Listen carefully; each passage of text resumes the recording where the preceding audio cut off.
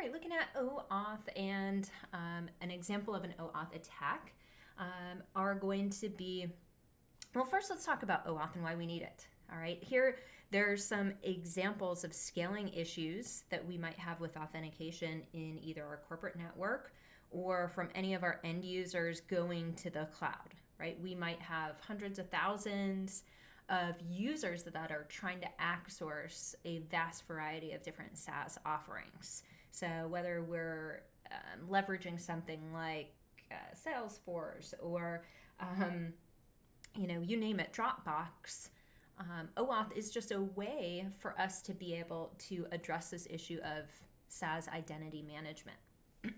So there's a couple terms that you might want to be familiar with here.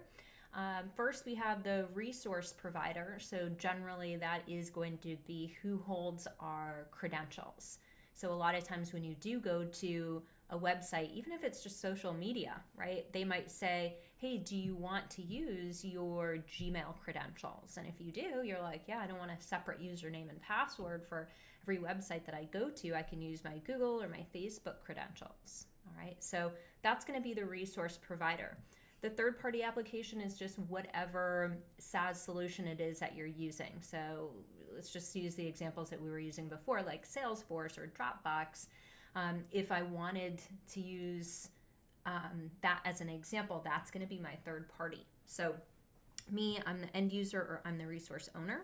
So when I am trying to connect to whatever third-party application it is, then they're going to use OAuth to basically request the authorization, and generally a applet of some sort is going to pop up, and maybe you're trying to buy something and you want to use your PayPal credentials instead of entering a credit card. You can see that this is actually a PayPal applet. So you enter your username and password, whatever your default credit card is in that account will be used.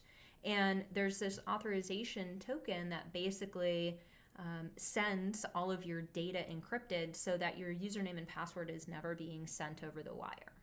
All right, so very common. I think it's starting to become more and more common, maybe the last 2, 3, 4 years or so. Just makes username and password management from the user's perspective much easier. Now, what about from the business perspective? I think a lot of businesses are leaning towards this as well because, well, first of all, it reduces risk big time. They aren't the ones that are managing the username and password databases, and so they're not a potential victim to be attacked. It can save them money and time because they don't have to support all that additional data and follow compliance and all that good stuff. And it might even help them to make money faster. Now, as far as how OAuth can work along with some of our Cisco products that we'll look at here is Okta is a very, very common name in the resource provider space.